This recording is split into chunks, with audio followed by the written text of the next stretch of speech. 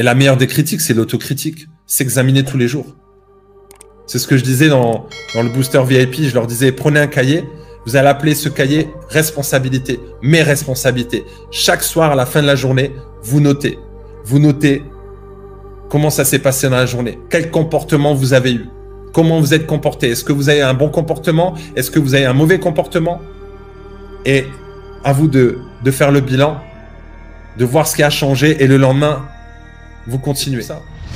Fais ce que tu as à faire. Tu dois sentir dans ton cœur. Mais pour le sentir, tu dois travailler sur toi-même. Et c'est ce que je fais avec mes champions, mes championnes. Si à chaque fois que tu veux mettre en place un projet, tu as besoin de la validation des autres, ça veut dire que tu dois encore travailler sur ta confiance en toi. Si tu as besoin de la validation des autres, tu as besoin que les autres te valident et disent « oui, moi je le sens », ça veut dire que tu dois travailler encore sur ta confiance. Tu dois travailler encore sur tes dons, sur tes talents. Tu dois encore travailler sur toi. Ça, c'est clair. Si tu attends encore des autres qui te valident, qui te disent ce que tu dois mettre comme habit, ce que tu dois faire, où est-ce que tu dois aller. Non, non, non, non. C'est pas eux de dire qui tu es. C'est pas eux de penser à ta place. C'est toi qui dois savoir. Et c'est ça, en fait. C'est hyper important. Quand tu sais où tu vas, quand tu sais dans quelle direction aller, quand tu sais qui tu es inébranlable. Tu es comme cet arbre-là qui est enraciné. Il y a la tempête, il y a du brouillard, toutes les saisons. Lui, il reste calme, il reste enraciné dans le sol. Et j'ai raconté cette histoire là dernièrement. Dans mon jardin, j'avais un prunier. Tout fin. Vraiment,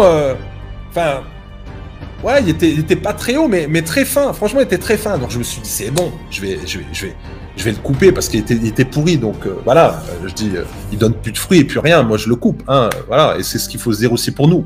Si on porte pas de fruits, à un moment donné, Dieu va dire, bon bah celui-là, il n'est pas très utile sur la terre. Donc revenons au prunier. Donc je lui dis, bon allez, on va le couper. Et là, je commence à couper. Je vais dans le sol et j'ai pas réussi à l'enlever. Tellement il était enraciné dans le sol. Je me suis dit, waouh! Et j'arrivais pas. J'avais mal au bras. J'ai pris une hache. Tac, tac, tac, tac, tac. Pas moyen de sortir. Tellement il était enraciné. Et pourtant, très petit. C'est pourquoi tu peux être petit. Peut-être tu peux peser 60 kilos, 110 kilos. Mais si tu es enraciné, tu bouges pas, tu es solide, tu es inébranlable.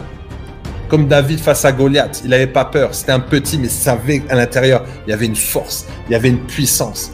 Il savait qu'il n'allait pas tomber. Il était accroché. Il était accroché. Il savait que Dieu était avec lui. Il savait qu'il était à l'aise, il savait qu'il était tranquille. Donc toi, c'est ça, tu dois être inébranlable. Tu dois être tranquille, tu dois être à l'aise. Comme ce prunier, enraciné. On n'arrive même pas à te faire bouger. Toi, tu restes solide.